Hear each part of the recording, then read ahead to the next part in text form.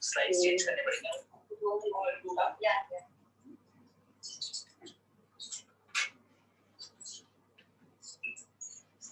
Slide change करने पड़ेंगे। Sound बंद कर दो उसका। सुशील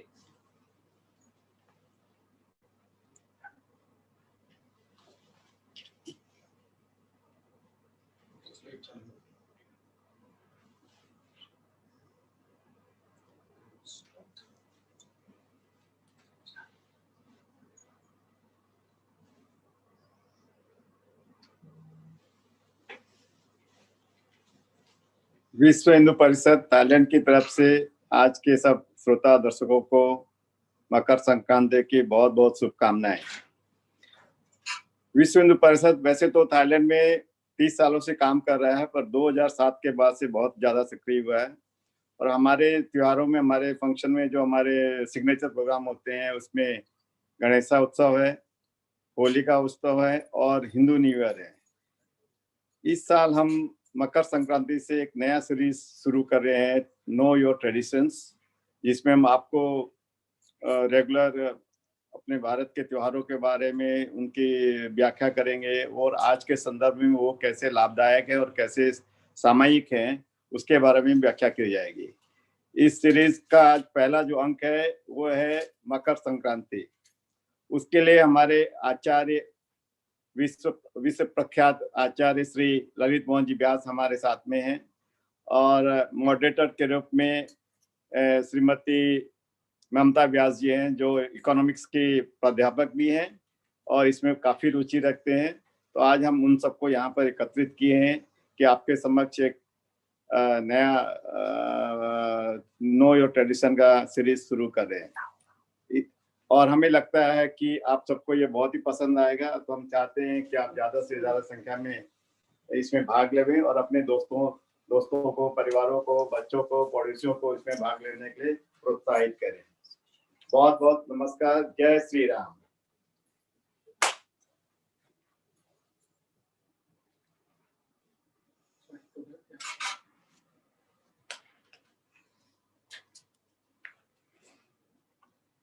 नमस्कार। आप सभी लोगों को नववर्ष और मकर संक्रांति की बहुत बहुत सारी शुभकामनाएं। जैसा कि अभी हमारे विश्व हिंदू परिषद थाईलैंड के अध्यक्ष आदरणीय श्री सुशील कुमार सराफ जी ने हिंदू परिषद ने इस वर्ष से एक नई सीरीज शुरू की है जिसका नाम है नो योर ट्रेडिशन। उसके अंतर्गत सन 2021 का पहला त्योहार हमारा ये मकर संक्रांति का त्योहार पड़ रहा है और यहीं से हम अपनी इस सीरीज की शुरुआत कर रहे हैं। तो आज हम सभी लोग इस त्योहार को मनाने के लिए यहाँ पर एकत्रित हैं। हमारे VHP के कुछ बहुत ही चुनिंदा सदस्य यहाँ पर उपस्थित हैं क्योंकि कोविड-19 के चलते हम लोग सावधानी बरत रहे हैं और अधिक लोगों को एक जगह पर एकत्र नहीं कर रहे हैं। हमारे सारे विश्व हिंदू परिषद के सदस्य हमारे साथ ऑनलाइन जुड़े हुए हैं और आज इस मकर संक्रांति के पर्व पर सबसे पहले तो मैं आपको मकर संक्रांति की बहुत बहुत शुभकामनाएं देती हूं। और सबसे बड़ी खुशी की बात है कि हमारे साथ आचार्य जी श्री देव मंदिर हिंदू समाज के हमारे साथ उपस्थित हैं। नमस्कार आचार्य जी। और आज हम आपसे बहुत सारी चीजें मकर संक्रांति के विषय में जानना चाहेंगे, जो कि यूं तो हम सभी लोग वर्षों से मकर संक्रांति मना रहे हैं, लेकिन इस वर्ष तो बहुत ही अच्छा हुआ है कि थाईलैंड का मौसम भी बिल्कुल मकर संक्रांति जैसा है, तो हमें पूरी तरह से मकर संक्रांति का अनुभव हो रहा है। और दूसरी बात कि हम विश्व हिंदू परिषद के माध्यम से एक नई सीरीज शुरू कर रहे हैं जिससे हमारे बच्चे, हमारी आने वाली जनरेशन इस विषय में जान सकेगी कि हम अपने त्योहार क्यों और कैसे मनाते हैं। तो सबसे पहला तो मेरा ये प्रश्न है कि मकर संक्रांति क्यों मनाई जाती है और इसका क्या महत्व है। आचार्य जी कृपया इस पर प्रकाश डालिए। सर्वप्रथम तो मैं भी आप सभी को मकर संक्रांति की बहुत बहुत शुभकामनाएं देता हूं। विश्व हिंदू परिषद का कोटिशः मैं धन्यवाद करता हूं, जिन्होंने अपने इन पुरातन सांस्कृतिक कार्यक्रमों को एक नए रूप में प्रस्तुत करके, जैसा कि अभी अभी श्रीमती ममता व्यास जी ने बताया कि आने वाली पीढ़ियों तक भी इन परंपराओं को ले जाना हमारा कर्तव्य है। आज हम सब लोग यहाँ पर उपस्थित होकर के मकर संक्रांति क्या है, इसका क्या महत्व है, इस विषय पर चर्चा करने वाले हैं। बहुत मैं आनंदित हूँ। सबसे पहले तो मैं सूर्य की एक वंदना करूंगा, सूर्य को प्रणाम करेंगे क्योंकि ये सूर्य का पर्व है। ओम जज्जाग्रतो दूरमुदैति दैवन् तदुसुप्तस्य तथैवैति दूरंगमं ज्योतिषां ज्योतिरेकं तन्मे मनः शिव संकल्पमस्तु। यजुर्वेद का ये मंत्र है जिसमें सूर्य के साथ हमारा जीवन किस प्रकार जुड़ा हुआ है उसकी बड़ी सुंदर उत्प्रेक्षा की गई है। हे सूर्य नारायण, जिस समय संसार के लोग जागृत होते हैं उस समय भी आप क्षितिज पर हमसे बहुत दूर होते हैं। मध्याह्न काल में एक बार फिर आप हमसे काफी दूर दिखाई पड़ते हैं और जब आप अस्ताचल की ओर बढ़ते हैं फिर भी हमसे दूर ही रहते हैं। ऐसे हमसे दूर रहकर भी हमारे जीवन को आलोकित करने वाले हे सूर्यदेव, आप हम पर प्रसन्न हो और शिव संकल्प मस्तु, सदा ऐसी बुद्धि हमें प्रदान करना जिससे कि हम उत्तम से उत्तम विचार करते हुए अपने जीवन को कृतार्थ कर सकें। ये बड़ी सुंदर प्रार्थना सूर्य नारायण जी की है। उन्हीं सूर्य के आधार पर ये संक्रांतियां भी हैं। और संक्रांति की चर्चा यदि हम करें तो कहीं इसको संक्रांति कहते हैं, कहीं उत्तरायण कहते हैं, तो कहीं केवल सकरात कह देते हैं। तो सबसे पहले तो हम ये बताना चाहते हैं कि ये संक्रांति शब्द संस्कृत का है और इसकी उत्पत्ति इस तरह से हुई। क्रम इसका जो है रूट है, धातु है, सम उपसर्ग है और तिन प्रत्यय होकर संक्रांति ऐसा बना हुआ है, जिसका अर्थ यह है कि एक चरण उठा करके आगे बढ़ना। और सम का अर्थ होता है भली भांति। सूर्य देव भी गतिमान रहते हुए हम प्राणी मात्र को यह शिक्षा देते हैं कि जीवन सदैव गतिमान होना चाहिए। इससे पहले सूर्य देवता कल तक धनु राशि में थे और आज प्रातःकाल संक्रांति हुई, यानी सूर्य देवता ने धीरे से अपना पग उठा करके मकर राशि में रख दिया है, इसलिए ये मकर संक्रांति कहलाती है। 12 संक्रांतियों का एक चक्र है जिस चक्र पर अबाध रूप से सूर्य देवता गतिमान होते रहते हैं और एक वर्ष में ये चक्र पूरा किया जाता है। आज का दिन महत्वपूर्ण इसलिए हो जाता है कि हम सभी लोग जानते हैं कि सूर्य देवता 2 मार्गों पर चलते हैं। 6 महीने सूर्य नारायण दक्षिणायन होकर के यानी दक्षिण दिशा की ओर होकर के चलते हैं और 6 मास सूर्य भगवान उत्तर दिशा की ओर यानी उत्तरायण की ओर चलते हैं। तो जैसे ही कर्क की संक्रांति आती है तब से लेकर के मकर संक्रांति के एक दिन पहले यानी कल तक सूर्य देवता दक्षिण दिशा में झुक करके चलते चले जा रहे थे। जो नित्य प्रति प्रातःकाल सूर्य दर्शन करते हैं वो इस चीज का अनुभव भी करते हैं कि क्रमशः सूर्य दक्षिण की ओर बढ़ रहे हैं। आज से सूर्य भगवान उत्तर दिशा की ओर मुड़ना शुरू करते हैं, इसलिए गुजरात में इसको उत्तरायण के नाम से भी जानते हैं। और चूंकि मकर संक्रांति में प्रवेश हो रहा है इसलिए इसका नाम मकर संक्रांति हुआ।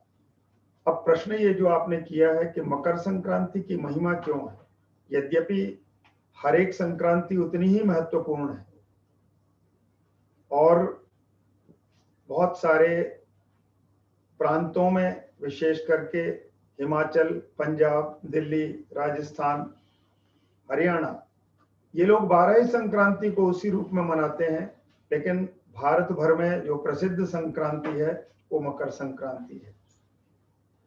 जैसे ही सूर्य उत्तरायण होते हैं तो मैं ये बताना चाहूंगा कि हम सब लोग भारतीय संस्कृति के लोग देव संस्कृति के उपासक हैं।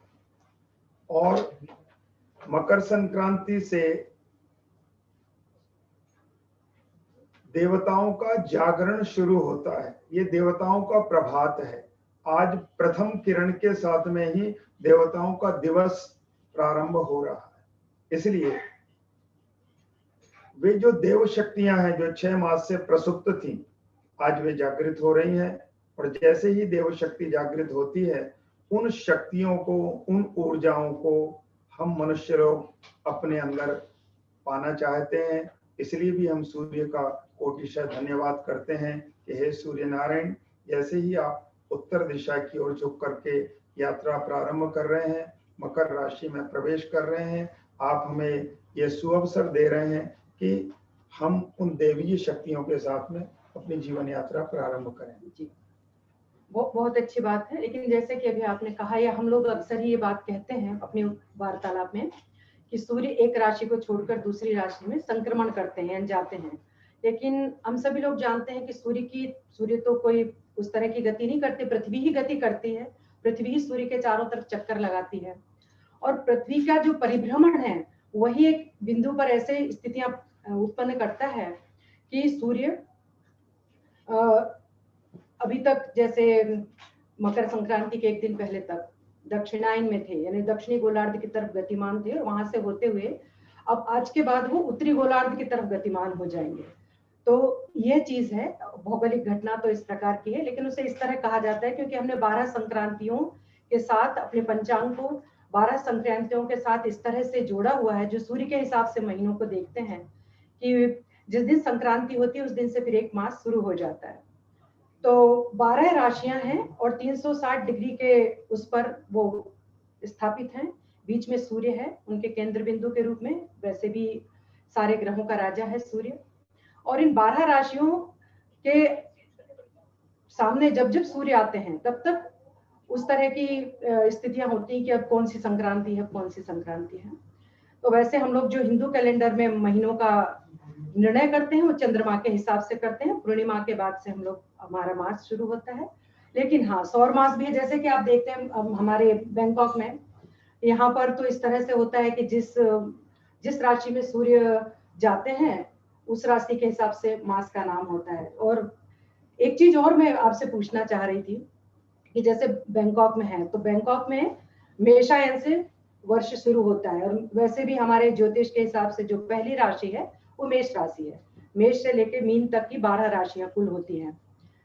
तो यहाँ जो साल शुरू होते हैं वो मेष से शुरू होते हैं, और उस समय वो संक्रांत मनाते हैं, बड़े धूमधाम से मनाते हैं। और यहाँ का भी वो संक्रांत का त्योहार बहुत बड़ा त्योहार है। उस संक्रांति को भी बहुत महत्व दिया गया है बैंकॉक में, खासकर थाईलैंड में।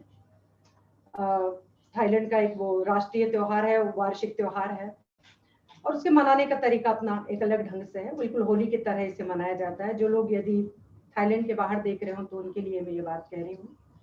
लेकिन क्या बात है कि अच्छा, मेष राशि में सूर्य उच्च के भी होते हैं, ये भी है ज्योतिष के हिसाब से हम देखें, और सिंह राशि उनकी अपनी राशि है। तो फिर क्यों मकर राशि में इतना महत्व दिया है हमारे पूरे भारत में? मेरे ख्याल से ये जो संक्रांति का त्योहार है ये पूरे भारतवर्ष में, समूचे भारतवर्ष में, जैसे कि आपने भी बताया कि अलग अलग नामों से मनाया जाता है। जैसे कहीं उसे मकर संक्रांति कहते हैं, कहीं संक्रांति कहते हैं, असम वगैरह में बिहू के रूप में मनाया जाता है, केरल में भी अलग नाम से मनाया जाता है। कई जगह 4-4 दिन का ये त्योहार होता है, जैसे तमिलनाडु में 4 दिन का त्योहार होता है। एक दिन कुछ किया जाता है, एक दिन कुछ किया जाता है। जलीकट्टू का त्योहार जो है, पशु बैलों की शायद लड़ाई वगैरह होती है, या उनके साथ सफेद लाल कपड़ा दिखाकर उनको उकसाया जाता है युद्ध के लिए। तो ऐसी चीजें होती हैं तमिलनाडु में। तो अलग अलग ढंग से ये त्योहार मनाया जाता है। और जैसे कि गुजरात में कहा कि उत्तरायण के रूप में मनाया जाता है। तो एक बहुत बड़ा त्योहार है, ये कोई छोटा त्योहार नहीं है। लेकिन क्या वजह है कि मकर राशि में सूर्य के जाने पर इतना बड़ा त्योहार मनाया जाता है? क्योंकि जबकि मकर राशि तो सूर्य की कोई मित्र राशि भी नहीं है, और बल्कि शत्रु राशि मानी जाती है। इस पर थोड़ा सा प्रकाश डालिए। क्या बात है, बहुत अच्छा प्रश्न है। आपने अपनी ज्योतिष विद्या का भी परिचय दिया कि मेष राशि में सूर्य उच्च के होते हैं, उसको हम मनाएं, वो बात तार्किक लगती है, समझ में आती है। सिंह राशि सूर्य की अपनी राशि है, तो जब सिंह में माने अगस्त में सूर्य देवता जब सिंह राशि पर होते हैं तब उत्सव मनाना चाहिए। क्योंकि सूर्य अपने घर में है, तो उसे उस उतने महोत्सव के रूप में ना मना के मकर संक्रांति को पर्व के रूप में क्यों मनाते हैं। बहुत सुंदर सी बात है कि मकर और कुंभ दो राशियां शनि की राशि हैं और शनि सूर्य के पुत्र के रूप में माने जाते हैं। यद्यपि सूर्य और शनि पिता पुत्र हैं, लेकिन दोनों में बनती नहीं है, ज्योतिष ये कहता है। आज सूर्य इसलिए पूजित हो रहे हैं, सूर्य को इतना मान मकर संक्रांति पर संभवतः इसलिए दिया जा रहा है कि सूर्य अपना बड़प्पन दिखा रहे हैं।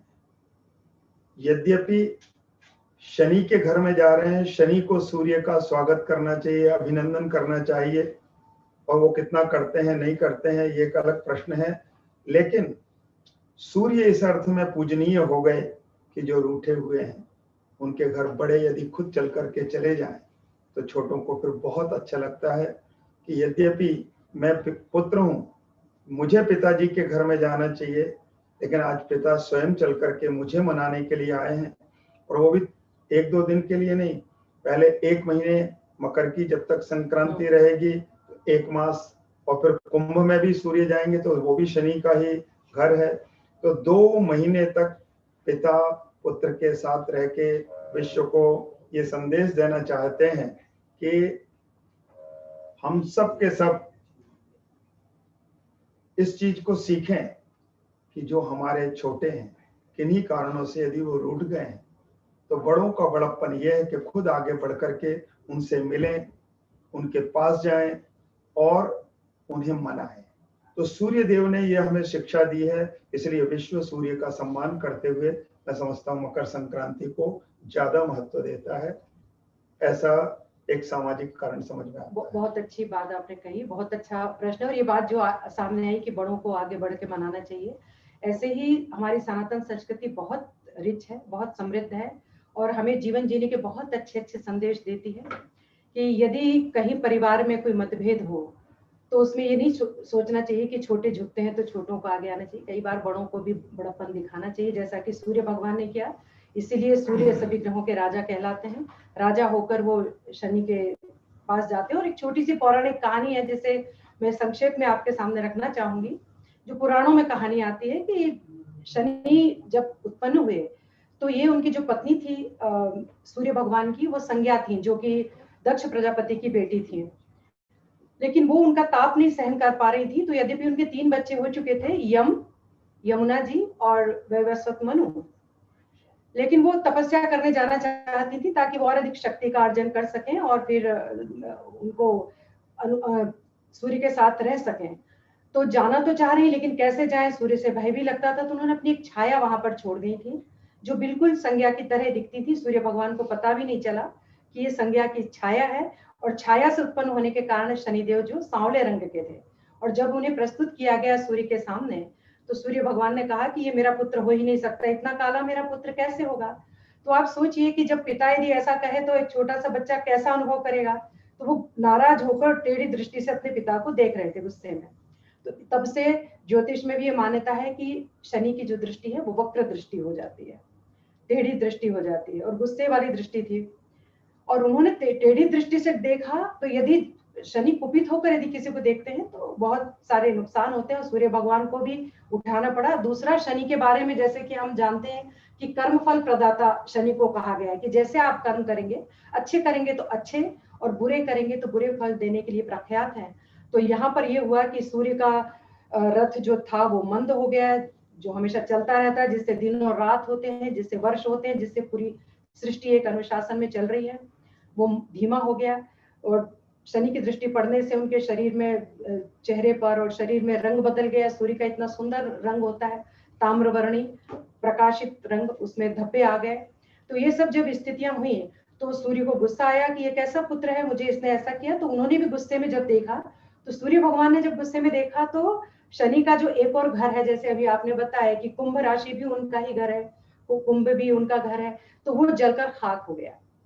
तो जब ये स्थितियां इस तरह से हो रही थी तो इनके जो सबसे बड़े भाई हैं यमराज, उन्होंने सूर्य को कहा कि देखो ये विनाशकारी स्थितियां हैं, परिवार में यदि 2 जगह मतभेद हो जाए तो वो आगे जाकर बहुत विनाश करते हैं। आप जाकर अपने पुत्र को मनाइए और उनकी बात मानकर सूर्य देव जी आज के दिन मकर संक्रांति के दिन अपने पुत्र के घर पर आए, जहां उनका दिल खोलकर शनिदेव ने स्वागत किया, सत्कार किया और जो आवभगत की। और जैसा कि अभी पंडित जी ने बताया कि फिर वो 2 महीने यहाँ पर रहे और सब कुछ फिर जब सूर्य की प्रसन्न दृष्टि पड़ी तो सब कुछ अच्छा हो गया, शनि भी प्रसन्न हो गए तो सब कुछ अच्छा हो गया। तो इस तरह से जो हमारे ग्रह हैं वो हमारे कर्मों के फल देने वाले जैसे शनि हैं वो होते हैं।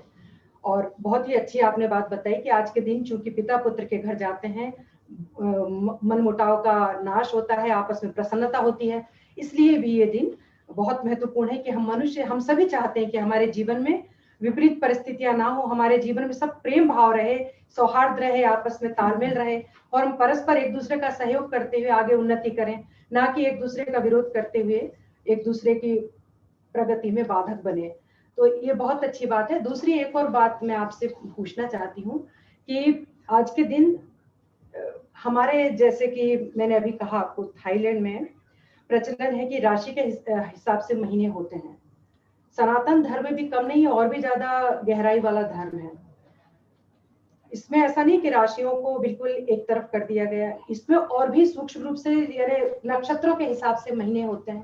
जैसे चित्रा नक्षत्र जिस दिन होता है पूर्णिमा को शायद, तो उस दिन से चैत्र मास शुरू होता है, ऐसा है। तो नक्षत्रों का हमारे यहाँ बहुत महत्व है।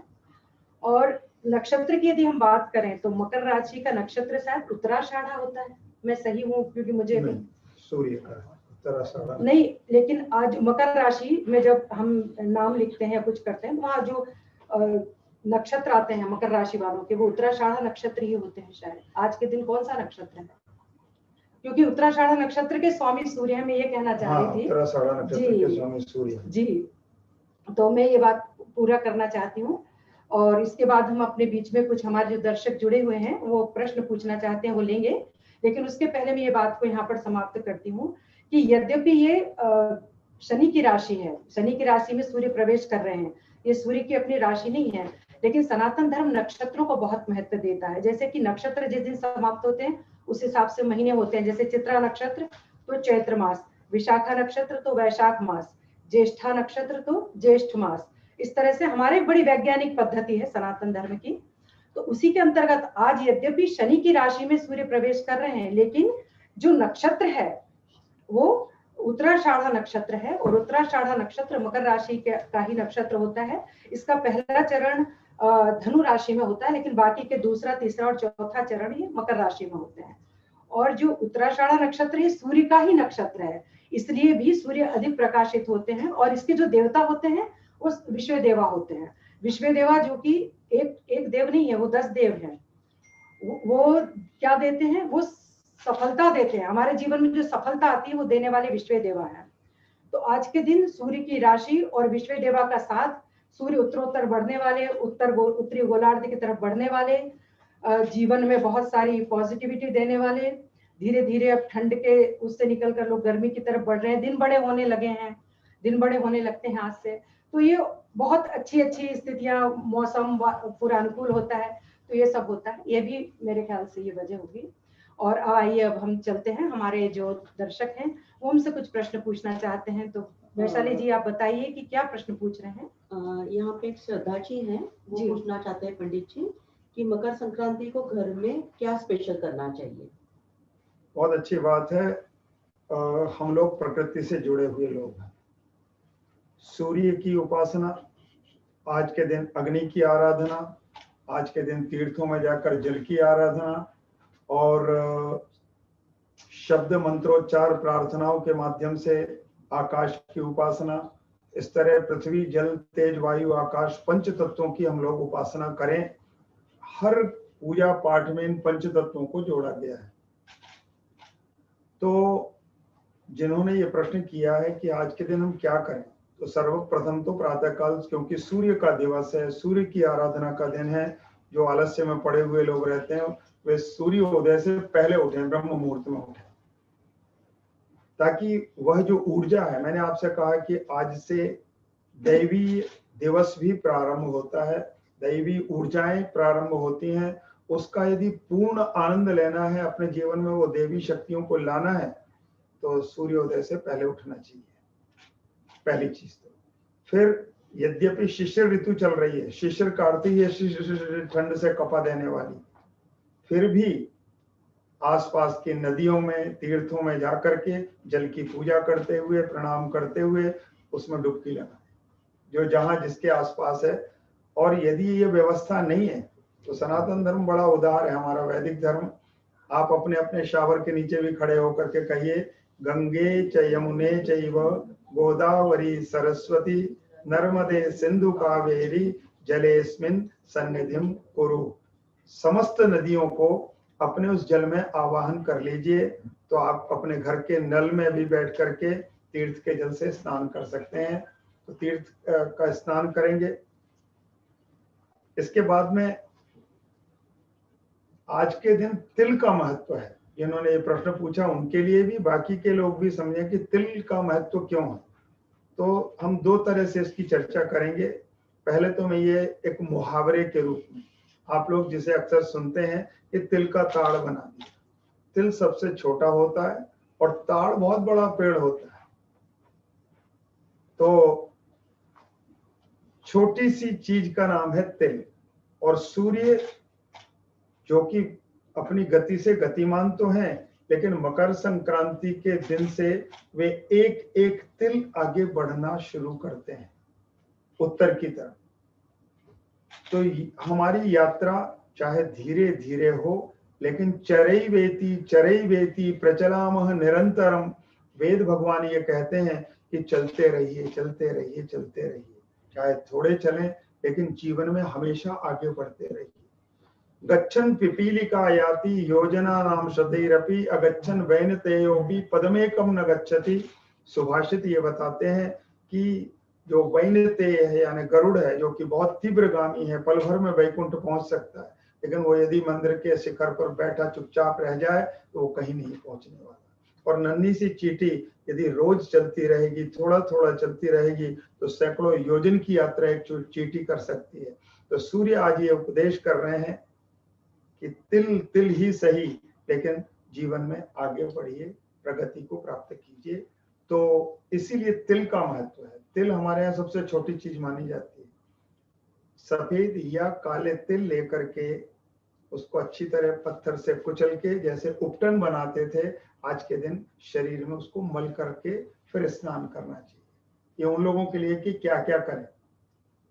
फिर उसके बाद में सूर्य को अर्घ्य देना चाहिए। सूर्य का दिन है, तांबे के लोटे में थोड़ा रक्त चंदन या कुमकुम, लाल पुष्प, कुछ अक्षत, ये सब छोड़ के तिल जरूर डालें। तिल डाल करके फिर सूर्य को आज अर्घ्य देना चाहिए। तो तिल का पहला प्रयोग है अपने शरीर पर लगाना, तिल का दूसरा प्रयोग है सूर्य को अर्घ्य देना, तिल का तीसरा प्रयोग हम प्रतिदिन घर घर में, मंदिर है हमारे, प्रत्येक सनातनी छोटी या बड़ी पूजा घर में रोज करता है। आज भगवान को तिल चंदन लगाने के बाद अक्षत जो लगाते हैं चावल, उसकी जगह तिल लगाएं। तो तीसरा ये काम है तिल का। चौथा है थोड़ा सा तिल लेकर के अग्नि में आहुति देनी चाहिए। पांचवा है कि तिल का ही भोजन करें। छठा है कि तिल का ही दान करें। इसलिए इसको षट तिल ऐसा कहते हैं। 6 प्रकार से तिल का व्यवहार करना चाहिए और सूर्य की विशेष रूप से आराधना करना चाहिए। बहुत बहुत धन्यवाद, आपने बहुत अच्छे से विस्तार से इसे बताया। इसके पहले कि हम हमारे कुछ बताएं, हमारी जो क्रिएटिव टीम है उसने बहुत सारी तैयारियां की हैं।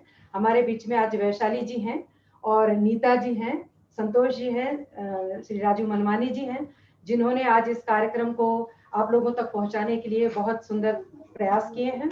और यहाँ पर हम देख रहे हैं कि आपको दर्शकों को भी हम ये बताएंगे कि किस तरह से व्यंजन बनाकर और खिचड़ी आदि के द्वारा यहाँ पर सजावट की गई है। लेकिन इसके अलावा हमारी क्रिएटिव टीम ने कुछ वीडियो भी तैयार किए हैं। तो जैसे कि अभी हम बात कर रहे थे कि ये जो मकर संक्रांति है ये भारत के कोने कोने में मनाई जाती है, सभी प्रांतों में। थोड़े से अंतर से, थोड़े से कहीं कुछ जो खाया पिया जाता है उसमें तिल के अलावा कोई 1-2 चीजें और बढ़ा दी जाती हैं, कहीं कोई रीति रिवाज में कोई एक आध चीज इधर उधर हो जाती है, लेकिन मनाई पूरे भारत में जाती है। नाम में भी थोड़ा सा अंतर के अलावा बातें वही सब है। तो अलग अलग क्षेत्रों में अलग अलग तरह से मनाई जाती है, बात हमने अभी कई बार की है। तो इसी को लेकर भी हमारी क्रिएटिव टीम ने एक वीडियो बनाया है, तो वो हम आप सबको दिखाना चाहिए।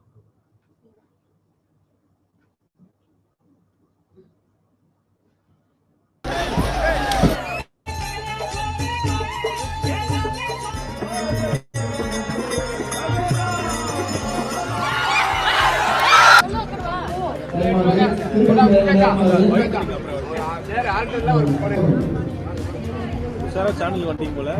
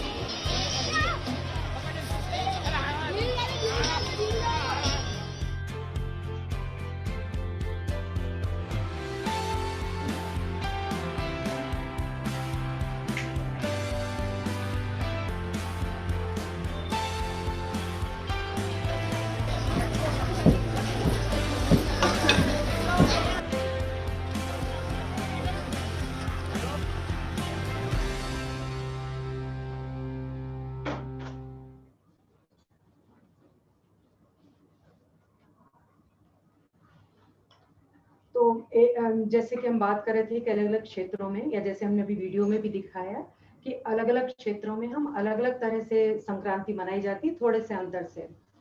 तो पंडित जी, आप तो बहुत सालों से पंजाबियों के साथ जुड़े हुए हैं, क्योंकि जो हमारे हिंदू समाज में अधिकतर लोग लोहड़ी मनाते हैं, और हमने कई बार लोहड़ी मनाई है। इस वर्ष कोविड के कारण वो इतने धूमधाम से कुछ भी नहीं हो पाया है, लेकिन लोहड़ी का त्योहार पंजाबियों के बीच में बड़े धूमधाम से मनाया जाता है। तो उसके विषय में थोड़ा प्रकाश डालिए कि लोहड़ी का क्या मतलब है, क्या मीनिंग है, और क्यों मनाई जाती है, और किस तरह से मनाई जाती है, ताकि जो दर्शक नहीं जानते उन तक भी ये बात पहुंचे। भगवत गीता में यज्ञ की बड़ी चर्चा आई है 4थे अध्याय में, और ये बताया है भगवान ने कि यज्ञ शिष्टा शिनः संतो मुच्यन्ते सर्व किल विषयी भुंजते ते त्वघम पापा ये पचन्त्यात्म कारण। और जो गीता का सिद्धांत है वही हमारे सनातनियों का सिद्धांत भी है। आज भी गृहस्थ ये चाहता है कि चाहे 2 रोटी ही बने, लेकिन यदि कोई अतिथि आ गया तो इसको भी वो पहले दे करके स्वयं भोजन प्रसाद पाता है। और अतिथि नहीं है तो भगवान को भोग लगाने की व्यवस्था तो हमारे यहाँ होती है, भगवान को भोग लगाया जाता है। तो ये जो लोहड़ी है ये भी एक तरह का यज्ञ है। और किसान जो आज बहुत खुश है, शायद ये खरीफ की फसलें का सीजन होता है जिसमें खेतों से नई मूंगफली, नई तिल, नई चावल, मूंग, मकई और गन्ना तैयार हो जाता तो उसका गुड़, और इसी तरह से सफेद और काले तिल, ये अनेक प्रकार की फसलें किसान के घर में भरी हुई हैं। और किसान भी इस सिद्धांत को ही मानता है कि जिस परमात्मा ने आज मुझे अन्न और धन से संपन्न किया है, तो सबसे पहले वो परमात्मा को अर्पण करना चाहता है। इसलिए गांव में टोला बना करके और लकड़ियां इकट्ठी करके अग्नि का आवाहन करके और कुछ रेवड़ियां, कुछ गुड़, कुछ मकई के जिनको पंजाब में फुलियां बोलते हैं, ये लेकर के अग्नि की प्रदक्षिणा करते हैं, लोग गीत गाते हैं और धीरे धीरे उनको अग्नि को अर्पण करते रहते हैं। यानी कहीं ना कहीं यज्ञ का ही एक अपभ्रंशित ये रूप है। और बल्कि मैं तो बार बार इस शब्द की व्याख्या इस प्रकार से करता हूं कि ये लोहड़ी नहीं है, ये तो है लो हरि। हे हरि, पहले आप लो, आप स्वीकार करो, आप स्वीकार करेंगे तो ये सब कुछ मेरे लिए प्रसाद हो जाएगा। और प्रसाद जीवन के विषाद को मिटाने वाला होता है। इसलिए किसान अपनी फसलें पहले अग्नि, और अग्नि को वैसे भी देवताओं का मुख माना जाता है। अग्नि जो है वो देवताओं का मुख है। हमें कुछ किसी भी देवता को, इंद्र को देना है, कुबेर को देना, वरुण, यम, किसी को भी कुछ देना है तो अग्नि के माध्यम से ही हम आहुतियां देते हैं। और ये भी कहा जाता है कि देवताओं को जितना दो उससे कई गुना वो लौटाने वाले स्वाभाविक है। इसलिए देवता इसलिए कि वे देने वाले हैं, इसलिए देवताओं को देवान भावयतानेन ते देवा भावयन्तु वः परस्परम भावयन्तः श्रेय परमवाप्स्यथ। भगवत गीता में बताया कि देवता तब देते हैं जब मनुष्य यज्ञ करता है। यज्ञ के माध्यम से जब हम देवताओं को प्रसन्न करते हैं तो उदारता से देवता भी उसे सब कुछ प्रदान करते हैं। तो ये लोहरी ही लोहड़ी है और एक तरह से यज्ञ है जिसे किसान आनंद पूर्वक संपन्न। इसका मतलब समृद्धि का समय है और एक तरह से उत्सव मनाने का समय, जब घर में समृद्धि है तो उसे ईश्वर के साथ, परमात्मा के साथ जोड़कर उसे ज्यादा, उसे बहुत अधिक महत्वपूर्ण और जीवंत कर दिया गया है। इससे पहले कि हम अगला प्रश्न लें, मैं चाहूंगी कि लोहड़ी के विषय में भी कुछ वीडियो बनाए गए हैं तो वो दिखा दिए जाए तो ज्यादा अच्छा होगा दर्शकों को। इसके बाद वैशाली जी हम अगले जो भी हमारे श्रोता होंगे उनका प्रश्न लेंगे।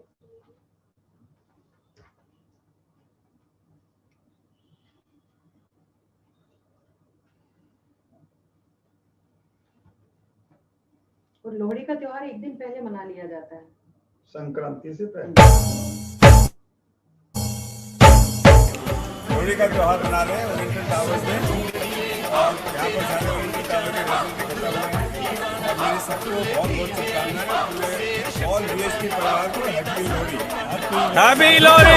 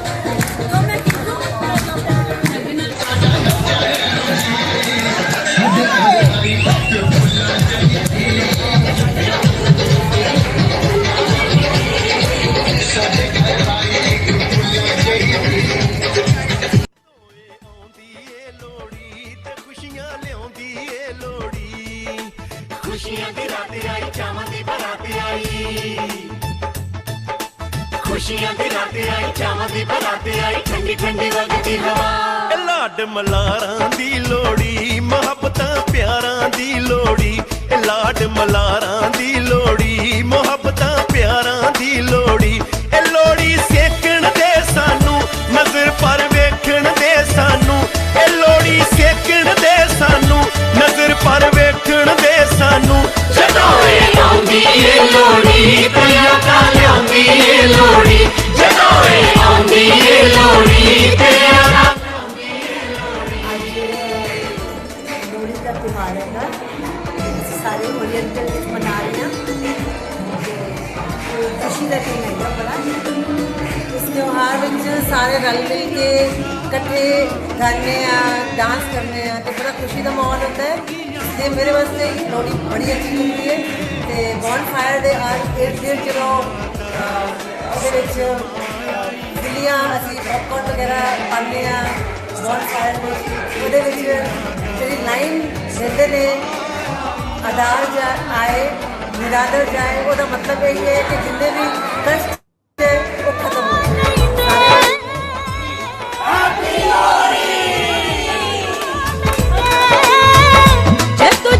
जी कर दे पंजाब बना ली दे, वो जद जी कर दे पंजाब बना। बहुत बढ़िया। हमारे वीएचपी के वाइस प्रेसिडेंट श्री प्रदीप सिंघल जी और उनकी टीम ने मिलकर बहुत अच्छा, उनके सहयोगियों मित्रों ने मिलकर बहुत ही अच्छा लोहड़ी का त्योहार कल मनाया। उसकी कुछ झलकियां आपने अभी देखी। अब जैसा कि मैंने पहले कहा था कि कुछ दर्शक प्रश्न पूछ रहे हैं, तो मैं पूछना चाहूंगी वैशाली जी, क्या प्रश्न है दर्शकों का, आप सामने रखिए।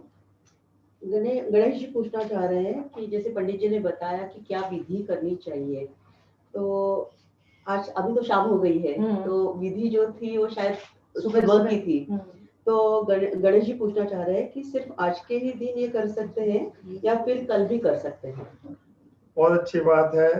कई बार क्या होता है कि जानकारी हमको बाद में मिलती है तो मन में एक पश्चाताप रह जाता है कि ये जानकारी पहले मिली होती तो हम कर सकते थे, तो वो लोग भी निराश ना। अब जो एकादशी आ रही है उस एकादशी का नाम ही षटतिला एकादशी है। तो वो वे दर्शक और वे जो प्रश्न करता है वे लोग वही व्यवहार जो मैंने अभी अभी आपको बताया, प्रातःकाल सूर्योदय से पूर्व उठें, सूर्य दर्शन करें, तीर्थ में स्नान करें, 6 रूप से तिल का व्यवहार करें, तिल का दान, तिल का भोजन, तिल से हवन, तिल से पूजन और सूर्य की आराधना करें, तो षटतिला एकादशी को फिर ये पूरी की पूरी विधि फिर से कर सकते हैं। निराश होने की ऐसी कोई बात नहीं है। बहुत बढ़िया। आगे पूछना था कि गुजरात में जो सुंदर सुंदर बेल बूटे बनाए जाते हैं उनकी पीठ पर, तो इस तरह से पूरी तरह से उत्सव का हमारे जो जीवन शैली थी उसी के साथ जुड़ा हुआ ये बड़ा ही प्यारा त्योहार है। एक और प्रश्न वैशाली जी तैयार है? कोई दर्शक हमारे इसी मेंबर है राहुल जी जी, उनसे उनकी तरफ से क्वेश्चन है कि आज के दिन 14 आइटम पूजने का क्या इम्पोर्टेंस है? असल में तो ये जो 14 जनवरी को आता है ऐसा सोच करके ये चीज है, बाकी हमारे यहाँ ऐसा धर्मशास्त्रों में संक्रांति के दिन कोई 14 आइटम गिनने की प्रतिबद्धता बिल्कुल भी नहीं है। बस ये है कि हम किस प्रकार से अपनी समृद्धि को दिखा सकें। जैसे हम अन्नकूट के दिन 56 भोग बनाते हैं और ये बताना चाहते हैं कि हमारे पास में स्वाद के लिए कितने प्रकार की वस्तुएं हो सकती हैं, विविधताएं हो सकती हैं। और जो दिया जाता है सुहागन स्त्रियां भी बांटती से, महाराष्ट्र में हल्दी कुमकुम होता है। हाँ जी, तो उसमें भी सौभाग्य की चीजें। हाँ जी, आज के दिन हम महाराष्ट्र में हल्दी कुमकुम का त्योहार मनाते हैं और जो भी सौभाग्यवती और शादीशुदा महिलाएं आती है उनको हम कुछ ना कुछ, उसको वाण बोलते हैं कि कुछ ना कुछ हम उनको एक गिफ्ट के तौर से उनको हम देते हैं और ये प्रथा बहुत पहले से। बिल्कुल, तो यानी जो हमारे पास चीजें उनको मिलकर खुशियों को कई गुना करना, जितने लोगों से बांटेंगे खुशियां, चाहे वस्तु के रूप में हो चाहे त्योहार के रूप में, उतनी ही कई गुना आएंगी। आप भी कुछ पूछ रही हैं? एक क्वेश्चन हम लें उससे पहले, क्योंकि हम एक वीडियो दिखाना चाहते हैं, तो मैं एक प्रश्न छोटा सा पंडित जी से पूछती हूँ, उसके बाद हम वीडियो दिखाएंगे, उसके बाद हम फिर और भी जो प्रश्न होंगे उनको लेंगे। तो आप संक्षेप में पंडित जी थोड़ा सा तिल गुड़ का ये जो लड्डू है इसका भी महत्व बता दीजिए कि तिल के लड्डू का क्या महत्व है, रेवड़ी का क्या महत्व है, थोड़ा सा संक्षेप में, और उसके बाद हम व्यंजनों की तरफ जाएंगे। यहाँ सामने बड़े सुंदर सुंदर व्यंजन हमारे टीम ने तैयार कर रखे हैं, नीता जी ने, वैशाली जी ने, तो जरा इनके बारे में बता दीजिए। भाभी जी, हमारी भाभी जी प्राची, सभी लोग यहाँ पर हैं, पद्मा है, अल्पा जी हैं, दीदी हैं, सभी लोगों का सहयोग है, प्रिया है, सबका सहयोग है। तो ये चीजें जहाँ पर तैयार हैं, थोड़ा सा लड्डू और रेवड़ी वगैरह के बारे में बताइए। लड्डू को संस्कृत में मोदक कहते हैं और मुद धातु से मोदक बना है जो खुशी दे, देख करके प्रसन्नता हो जाती है, इसलिए उसका नाम मोदक है। और दूसरा है संगठित होना, संगठन। जैसे बूंदी का लड्डू बनता है तो नन्ही नन्ही बूंदी को जब बांध दिया जाता है तो वो संगठित हो गई, एक लड्डू का रूप बन गई। ऐसे ही जो बिखरी हुई तिलें हैं उनको बांधने का काम कर रहा गुड़, यानी मिठास से ही बांधा जा सकता है, माधुर्य से ही किसी को बांधा जा सकता है। सच्चा बंधन है। हाँ, तो गुड़ कहीं ना कहीं वो माधुर्य है और तिल है बिखरे हुए लोग, जिनको यदि हम इकट्ठा कर सकें तो वो गुड़ और तिल के माध्यम से। और आपने कहा कि तिल जैसे छोटी सी इकाई, छोटी से छोटी इकाई भी यदि मधुरता के साथ मिलती है तो एक वो एक चीज बन जाती है, उसका नाम हो जाता है प्रभावशाली।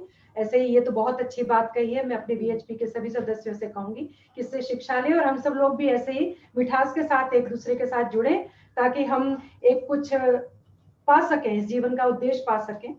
तो ये बहुत सुंदर संदेश पंडित जी ने दिया है। अब मैं फिर से निवेदन करूंगी कि अब संतोष जी और राजू जी, हमारा वीडियो जो कि मिठाइयों से संबंधित है।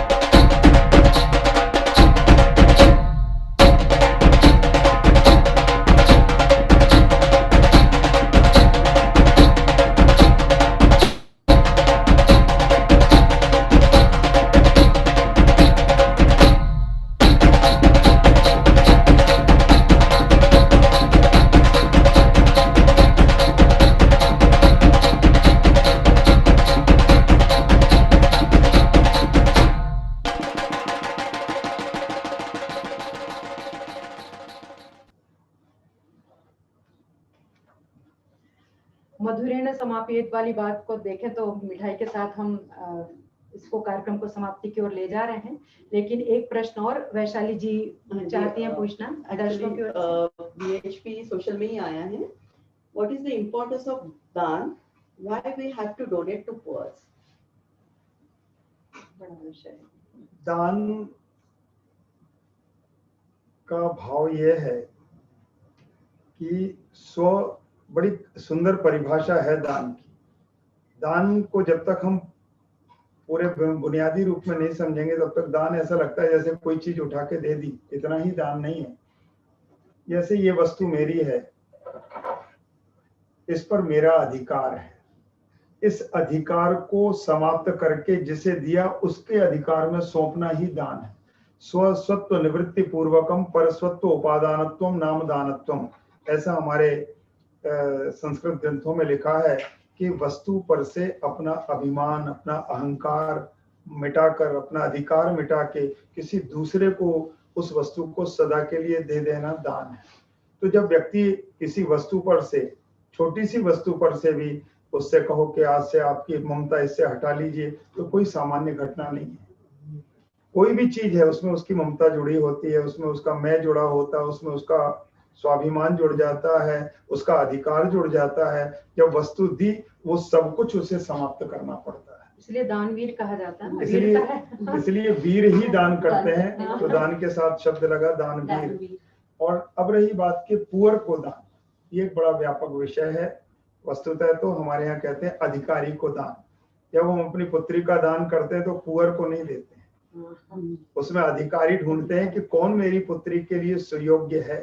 तो अधिकार की चर्चा गीता में बड़े व्यापक रूप में है कि अधिकार पूर्वक जो जिस चीज का पात्र है, जो जिस चीज का उपयोग अधिकारी है, उस अधिकारी को दान करें। हाँ, जो पुअर शब्द के लिए कहा, दीनहीन अनाथों को जो दान दिया जाता है वहाँ दया की अधिकता होती है। उनके प्रति दया भाव करते हुए, जैसे ईश्वर हमारे ऊपर दया करता है, ऐसे ही ईश्वर ने जब हमें कुछ दिया, हमारा अपना तो कुछ है नहीं, तो जिस तरह उदारता से ईश्वर सबको देता है, ऐसे ही दया करके हमें सबको देना चाहिए, सबका पोषण करना चाहिए। इसलिए गरीबों के प्रति भी दान करते रहना चाहिए। बहुत बहुत धन्यवाद पंडित जी, आपका। आपने आज बहुत सारे ऐसे प्रश्नों के जवाब दिए जो सच में अच्छे लग रहे हैं सुनकर। बहुत सारी नई जानकारियां हम सभी लोगों को प्राप्त हुई। प्रश्नों की तो अभी बहुत बड़ी लिस्ट थी, बहुत सारी चीजें हम सोच रहे थे कि आपसे पूछें, लेकिन चलिए फिर अगले वर्ष देखा जाएगा, फिर कभी इन चीजों को सामने रखेंगे। क्योंकि एक छोटा सा प्रश्न मेरे मन में भी था कि जैसे बंगाल वगैरह में इसे कई जगह तो माघी कहा जाता है, नेपाल में भी ये त्योहार मनाया जाता है, भारत में ही नेपाल में भी मनाया जाता है, और आसपास के कुछ देशों में भी आंशिक रूप से इस त्योहार की अपनी महत्ता है। लेकिन और इतना बड़ा जो मेला लगता है गंगा सागर का मेला, वो भी मकर संक्रांति के दिन ही लगता है, क्योंकि कहा जाता है कि भगीरथ जी आज ही के दिन गंगा को अपने साथ पृथ्वी पर लेके आए थे, और आज के दिन ही कपिल मुनि के आश्रम में उन्होंने अपने पितरों का उद्धार किया था गंगा जल से, इसलिए वहां पर प्रतिवर्ष बड़ा मेला लगता है। ये जो संगम पर मेला लगता है, इसका भी संक्रांति के साथ कुछ ना कुछ होगा, लेकिन ये सब बड़ी विस्तार की बातें हैं जो कि थोड़े समय में नहीं हो सकती। सभी लोग जो यहाँ पर आज उपस्थित हुए, सभी लोगों ने जो जिस तरह से योगदान दिया, सभी का धन्यवाद करते हुए, और VHP थाईलैंड की तरफ से मैं सभी का धन्यवाद करती हूँ, और ये उम्मीद करती हूँ, आशा करती हूँ कि अगले वर्ष हम बड़े धूमधाम से सभी लोग एक जगह पर इकट्ठे होकर इस त्योहार को और अच्छी तरह से मना पाएंगे। अभी तो कोविड के कारण बहुत सारी बंदिशें हैं, लेकिन फिर भी हम लोगों ने ऑनलाइन ये बड़ी सुविधा है कि हमने आज इस त्योहार को मनाया। एक प्रश्न और है अभी, चलिए ले लीजिए। दो प्रश्न है। अच्छा, जी पूछना चाहते हैं जिसका जवाब शायद पंडित जी ने पहले ही दे चुके हैं पंडित जी, लेकिन फिर भी मैं उनका क्वेश्चन रीड करूँ। नमस्कार पंडित जी, हमें इधर से तीर्थ स्नान का पुण्य कैसे किस तरह से संभव हो सकता है? तीर्थों को बुला लीजिए अपने पास। और एक प्रश्न है, एक और श्रुति का अच्छा, और श्रुति जी पूछना चाहती है काला तिल दान क्यों किया जाता है? असल में तो काला तिल जो है, जैसा कि हम लोग जब यहाँ चर्चा में बैठे थे तो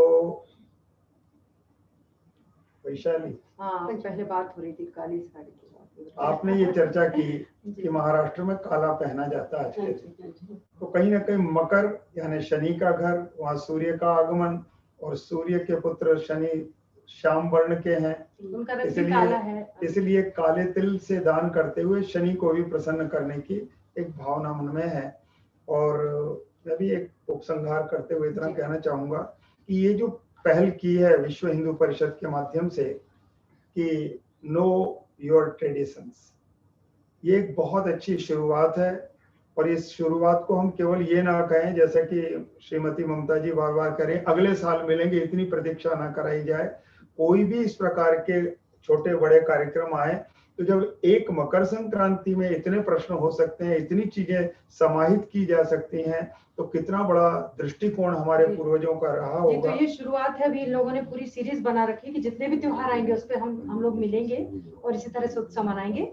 संक्रांति हम अगले साल ही मना पाएंगे, लेकिन बीच में जो भी त्योहार आएंगे उनको हम मनाते रहेंगे।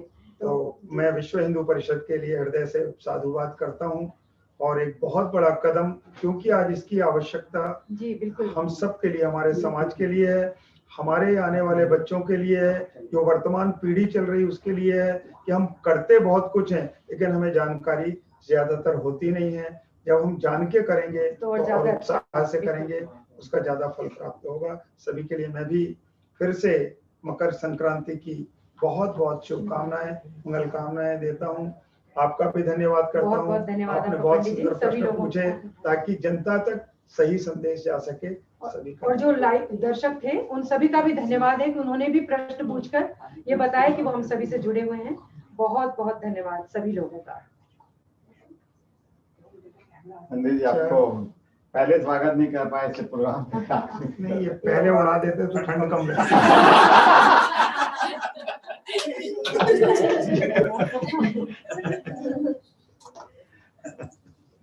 हमारे लिए क्या बात है,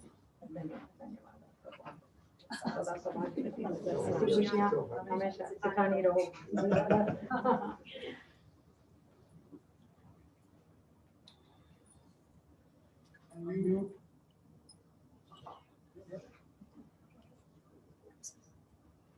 नमस्कार। एक मित्र जो थाईलैंड बस कुछ वर्ष पहले आए हैं, कल रात को जब हम लोहड़ी मना रहे थे वो मेरे पास आए और बोले मेरी जिंदगी में ये पहली बार मैंने लोहड़ी मनाई है। बात आश्चर्य की है और एक पल मुझे भी बहुत आश्चर्य हुआ कि भारत से आए हुए किसी ने लोहड़ी कैसे नहीं मनाई होगी। लेकिन मुझे ये खुशी भी हुई कि यहाँ पर आके हमने उसे लोहड़ी का आनंद दिलवाया। And today, I hope he must have watched this program because he must have learned a lot about what Acharya ji has told us. हम आभारी हैं विश्व हिंदू परिषद थाईलैंड के, जिन्होंने ये नो योर ट्रेडिशन सीरीज शुरू की और जैसे पंडित जी ने कहा, और मैं पंडित जी को बता दूं कि ये सिर्फ एक मात्र इवेंट नहीं है। जो कल्चरल टीम है उन्होंने एक सारे साल का एक कैलेंडर बना चुके हैं। उसमें छोटे बड़े फेस्टिवल तो खैर VHP बहुत मनाती है, लेकिन ये जो छोटे छोटे फेस्टिवल इनके बारे में लोगों को जानकारी नहीं है। ये विशेष उन फेस्टिवल के बारे में है।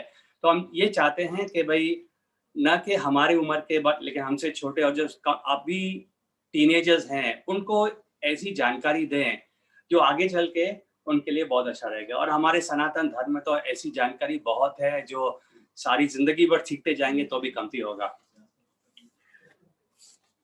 आचार्य जी, व्यास जी, आपको याद है कई वर्ष पहले, तकरीबन 15 साल हो गए होंगे, हमने आपसे एक वादा किया था कि इस तरह की एक सीरीज करेंगे। आपको शायद याद होगा, कबीर विषय, कबीर पे, और शुरुआत में हमने कबीर पे किया था। चलिए इसी सीरीज में हम ले आएंगे कबीर को भी, बहुत अच्छी वार्तालाप होगी उस वक्त। And I want to thank from the bottom of my heart on behalf of VHP Acharya Lalit ji. He has elucidated his points in such simple, easy language for us to understand, and the depths of knowledge that we have gone through today is tremendous. We also want to thank Srimati Mamta ji, जो VHP की vice president, जो VHP के vice president भी हैं। मैंने इस programme शुरू होने के पहले हम बात कर रहे थे, सब कह रहे थे कि भाई आप जो हिंदी बोलती हैं इतनी सरल और इतनी मीठी और इतनी शुद्ध है। मेरा तो ये कहना है, आप जब बात करती है लगता है भाई आप कुछ क्लासिकल हिंदी लिटरेचर पढ़ रही हैं। That is my honest opinion. I would also like to thank the cultural team of VHP Thailand, who has done a lot to bring this program to bear. We did not have much time because we just finalized the calendar not over a week ago, and less than a week, this whole program came to fruition. And lockdowns permitting, hopefully we'll have bigger events where we can face each other and interact with each other and get a better understanding of our old traditions, so to say.